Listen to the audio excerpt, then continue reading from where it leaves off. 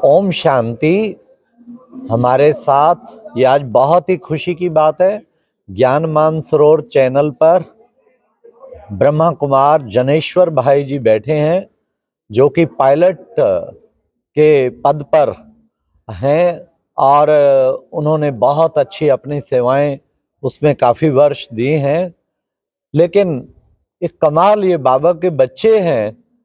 Plane crash में कोई बचता नहीं है और प्लेन क्रैश हुआ और प्लेन को टेस्ट कर रहे थे और फ्लाइंग टेस्ट उसका कर रहे थे। साथ में जो इंजीनियर था उसकी डेथ हो गई, लेकिन इसको बाबा ने कैसे बचा लिया। टांगे टूट गई, पेट सारा फट गया, सिर पे चोट लग गई, जबड़ा सारा खत्म हो गया, डॉक्टरों ने डेड कह दिया। उसके बाद भी जाको राखे साइयां मार सके ना कोई, किस तरह बाबा ने इनको बचा लिया हथेली पर रख के। ये कमाल का अनुभव है। तो जनेश्वर भाई, आपका स्वागत है धन्यवाद। ज्ञान मानसरोवर चैनल पे। धन्यवाद भाई। तो जनेश्वर भाई, हम जानना चाहेंगे आपका कैसे इतना, प्लेन क्रैश में तो कोई नहीं बच पाता, आपकी कैसे ये दुर्घटना हुई और किस तरह बाबा ने आपको बचाया, वो सब अनुभव सुनना चाहेंगे। जी भाई जी, समय को ध्यान में रखते हुए मैं इसको थोड़ा सा संक्षिप्त रूप में बताना चाहूँगा। ये बात है 3 फरवरी 2020 की। मैं झारखंड राज्य के दुमका एयरबेस का इंचार्ज हुआ करता था। तो वहाँ पे मैं ऑफिस में बैठा हुआ कुछ कार्य कर रहा था, चाय पी रहा था। तो मेरे पास में इंजीनियर जो थे हमारे एयरक्राफ्ट के, जहाज़ के मेंटेनेंस इंजीनियर, वो आते हैं और वो कहते हैं कि सर ये एयरक्राफ्ट फ्लाई करना है, इसकी टेस्ट फ्लाइट करनी है। तो उसको मैंने बोला कि अभी शाम का समय हो गया है, 5 बज गए हैं, तो हम ये कार्य कल करेंगे। तो वो बोले कि नहीं सर, हमें कल कोई और दूसरा इंजीनियर बुलाना पड़ेगा, तो आप इसको आज ही कर दो। तो मैंने फिर उसको मना किया। वो बोले कि नहीं सर, ये इस काम को कर देते हैं, आप चलिए। तो मैंने उसको फिर मना किया कि नहीं, आज नहीं, शाम का समय हो गया है, तो कल करेंगे। तो वो कहते हैं कि नहीं, कल नहीं, इसको आज ही करेंगे, आज ही कर दीजिए। तो चलो ठीक है जी, हमने उनकी बात मान ली और मैं उठ के चल पड़ा एयरक्राफ्ट की तरफ। तो साथ साथ में इंजीनियर भी चल पड़े हमारे। तो मैंने उनको बोला कि आप रुको, मैं करके आता हूँ। तो वो बोले कि नहीं सर, मैं भी चलूँगा, मैं बहुत बार आपके साथ एयरक्राफ्ट में बैठा हूँ, तो मैं भी चलूँगा। तो मना करने के बावजूद भी वो चल पड़े। तो हमने उनको कहा कि अच्छा ठीक है, बैठ लो आप भी। वो भी एयरक्राफ्ट में बैठ लिए और हम दोनों लोगों ने तय कर लिया कि हम टेस्ट फ्लाइट करके, या जो भी करना था हम करके आएंगे। तो टेक ऑफ किया और हम लोग चले गए। तो थोड़ी सी देर बाद देखते हैं कि जहाज़ वापस आ रहा है।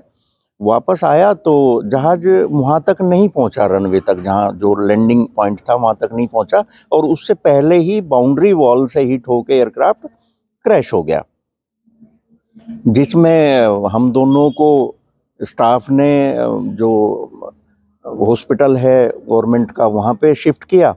तो वहाँ पे इंजीनियर ने हमारे शरीर छोड़ दिया, उनकी डेथ हो गई।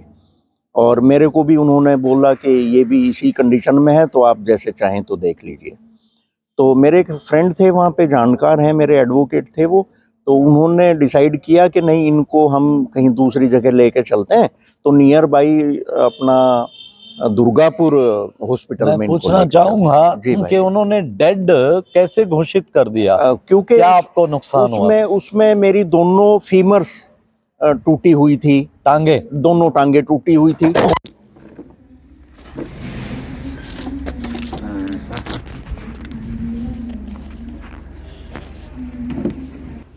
अच्छा, तो आपको क्या ऐसा हुआ जिससे उन्होंने आपको डेड घोषित कर दिया? हाँ, उसमें मेरी दोनों टांगे टूटी हुई थी। उन्होंने देखा मेरा पेट फटा हुआ था, रिब्स टूटी हुई थी पेट के अंदर, और मेरा जो हार्ट था वो डिसलोकेट हुआ था, और मेरा जॉ टूटा हुआ था, और मेरा माथा फटा हुआ था, और मेरी लेफ्ट वाली बाजू टूटी हुई थी। तो उन्होंने देखा कि ये तो सारा टूट फूट गया है, तो ये भी थोड़ी बहुत देर में शरीर छोड़ देंगे, इनकी भी डेथ हो जाएगी। तो वहाँ से फिर इन लोगों ने, हमें स्टाफ ने, सब लोगों ने मिलके वहाँ से शिफ्ट किया दुर्गापुर। जी भाई जी।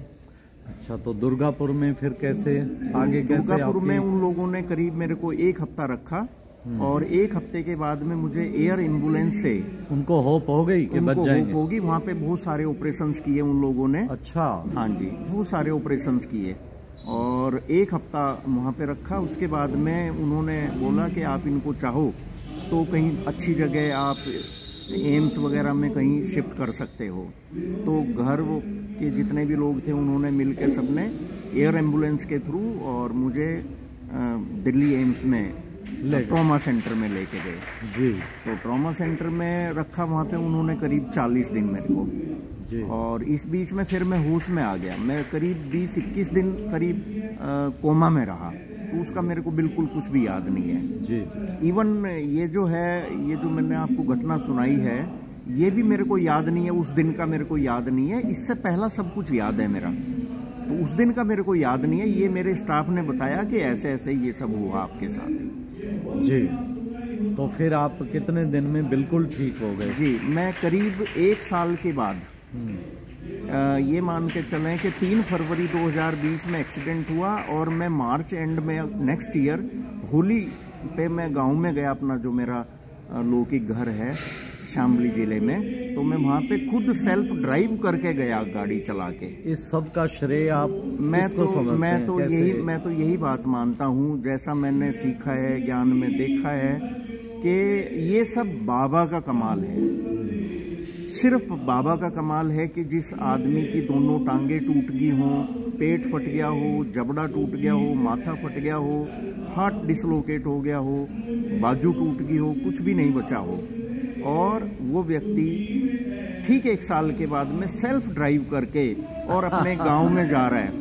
मैं गजरोला सेंटर पे क्लास करता हूँ, अभी दिल्ली में भी मैं क्लास करता हूँ। मैं ठीक 1 साल के बाद में सेल्फ ड्राइव करके और अपने पैतृक गांव गया। वाह वाह वाह। तो फिर तो ठीक ही कहा, जाको राखे साइयां मार सके ना कोई। जी भाई जी, बिल्कुल। तो भाइयों बहनों देखो, कमाल है। बाबा से जो योग लगाते हैं, बाबा कहते हैं जो मेरे आई वेले काम आते हैं उनके मैं भी काम आता हूँ, और मैं कैसे आके बच्चों की, ऐसे सच्चे बच्चों की रक्षा करता हूँ। तो जनेश्वर भाई, आपको कमाल है, बाबा की आप पे इतनी असीम कृपा हुई, इसलिए लगता है अब आप अपना जीवन पूरा ये बाबा के समर्पित बच्चे की तरह सेवा में लगे रहते हैं। जी भाई जी, मैं यही बात बोलता हूँ, मैं अपनी बहनों को भी यही बात बोलता हूँ, भाइयों को भी, कि बाबा ने कुछ विशेष कराना होगा मेरे माध्यम से, इसलिए बाबा ने मेरे को सुरक्षित रखा, मेरे को बचाया। Thank you. ओम शांति। ओम शांति भाई जी।